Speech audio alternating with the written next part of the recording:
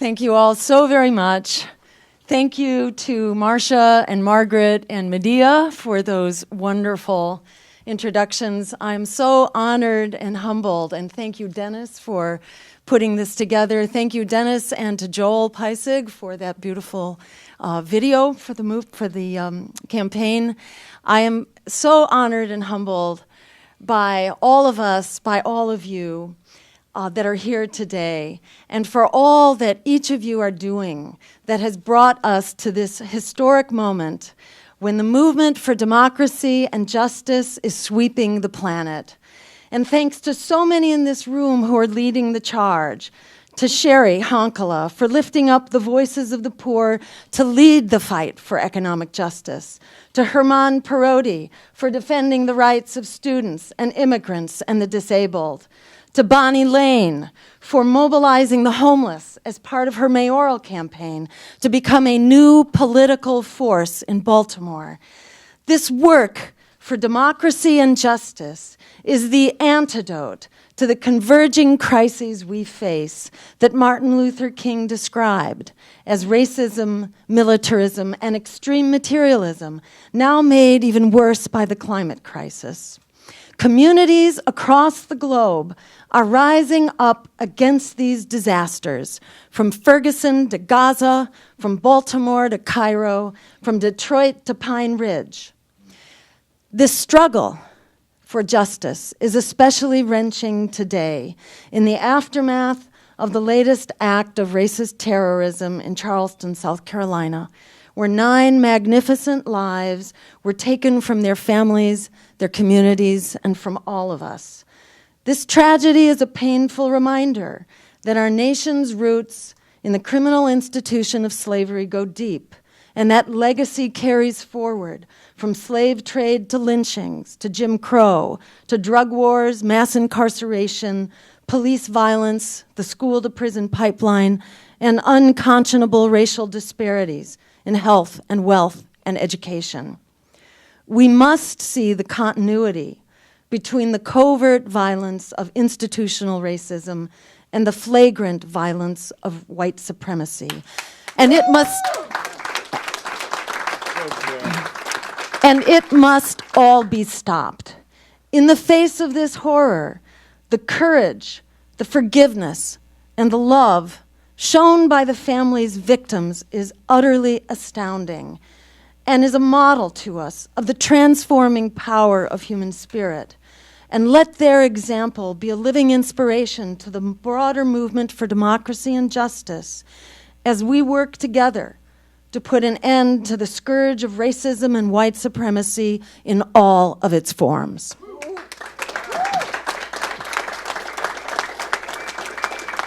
I became involved in this movement for democracy and justice 35 years ago as a new doctor and a mother, starting off in medical practice. I saw clearly even then that our healthcare system was desperately failing, especially for the poor. And I was deeply troubled by the new epidemics suddenly appearing in our children, the rising tide of obesity and asthma and autism and much more. And I joined community groups to eliminate the upstream drivers of these diseases that don't need to exist. Everything from pollution to poverty to industrial food, street violence, homelessness, and more. After years of trying to educate our elected officials, I realized that our healthcare system was actually part of a much larger failure of our entire political establishment that's not only failing us, it's outright exploiting us as it serves the economic elite funding their political campaigns and the 2 big corporate political parties. That's when I realized that as a doctor, I could best contribute to the health of society by practicing not clinical medicine, but political medicine, confronting the mother of all illnesses, our sick political system that must be fixed if we're to have any hope of fixing all these other crises. Now, decades later, my practice of political medicine has taken me across the country to the front lines of struggle. like the picket lines at the oil refineries in Houston, the trial of Benton Harbor political prisoner Reverend Edward Pinckney resisting the takeover of his city by the Whirlpool Corporation, the immigrant struggles on the Rio Grande, the D.C. Mother's Day March to the U.S. Department of Justice, where mothers from across the country who'd lost their sons to police violence came together.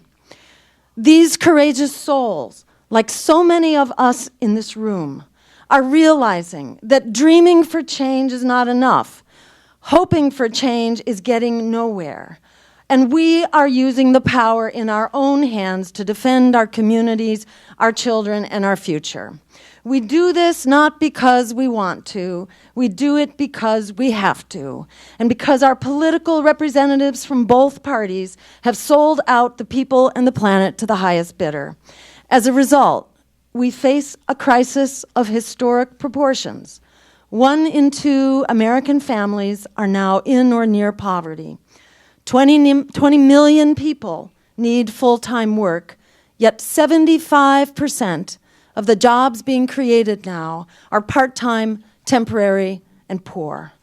40 million students are in debt with little prospect of getting out. Meanwhile, corporate profits have tripled, and a mere 80 billionaires have the wealth equivalent to half of the world's population of 3.5 billion. This is unacceptable. The ecological crisis is beyond an emergency. 2014 was the hottest year yet. California, which produces half the fruit and vegetables supply for our country, has 1 year of water left in its reservoirs. Where the climate is heading can be seen in India, which has just had one of the worst heat waves in recorded history, with a heat and humidity impact equivalent to 149 degrees Fahrenheit, causing roads to melt and killing nearly 2,000 people. As a consequence, half the world's species are expected to die off by 2100 as part of this climate stress that's causing the 6th great extinction. And this enormous die-off that's expected by 2100 clearly puts the survival of we and our children at great risk come the next century and before. Bottom line, we're in trouble. And the political parties that got us into this mess are not just unwilling, they are utterly incapable of getting us out. We need the people-powered political movement that does not sell out to the corporate predators and the economic elite or their apologists in the Democratic and Republican parties.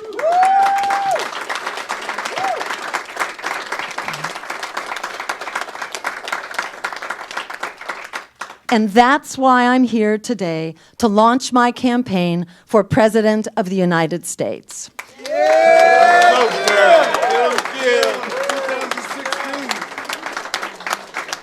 I'm running because this nation is in crisis and we, the people, have the power to fix it. To paraphrase Alice Walker, the biggest way people give up power is by not knowing we have it to start with.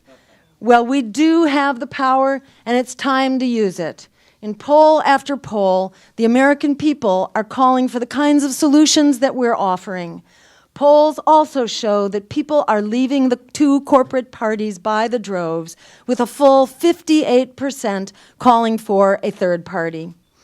Young people, especially, are leaving the Democratic and Republican parties.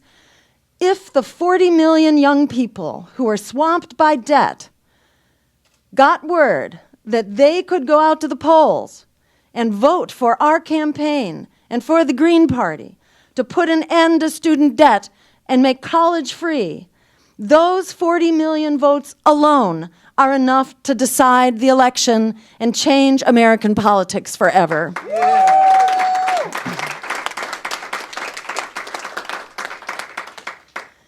The American people have had enough of a 2-party system that bails out Wall Street and throws out Main Street. We've all had enough of the 1% with their cult of cutthroat competition and their religion of greed.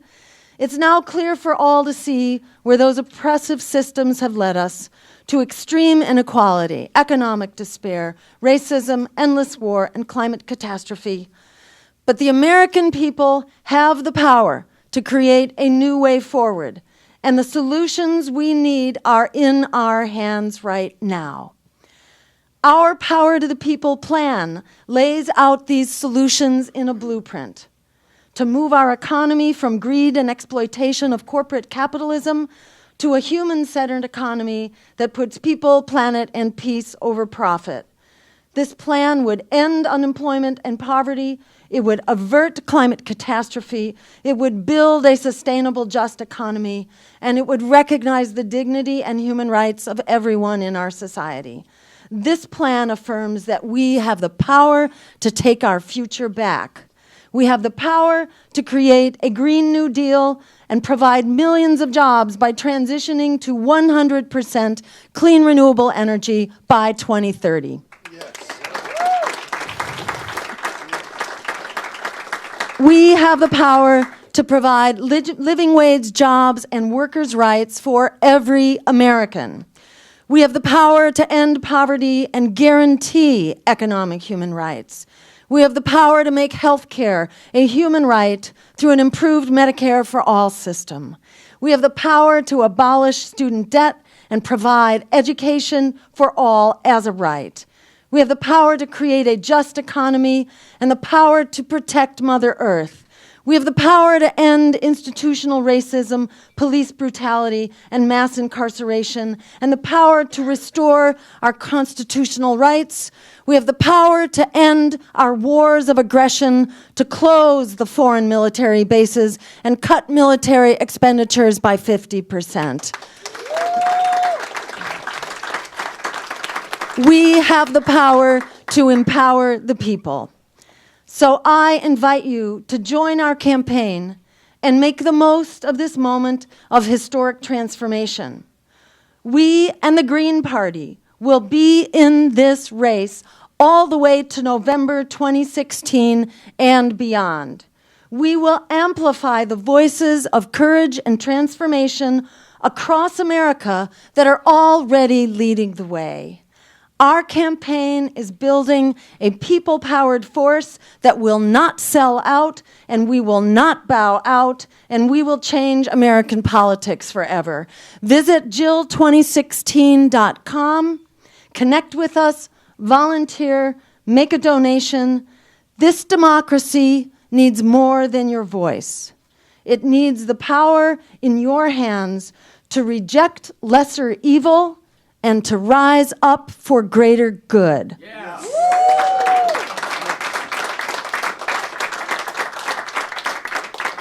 Now is the time to seize this moment of crisis together and create the world of democracy, justice, and peace that we all deserve. The power to create this world is not in our hopes, it's not in our dreams, it's right here, right now, it's in our hands. Thank you. Jill Stein. Run, Jill, run! Run, Jill, run!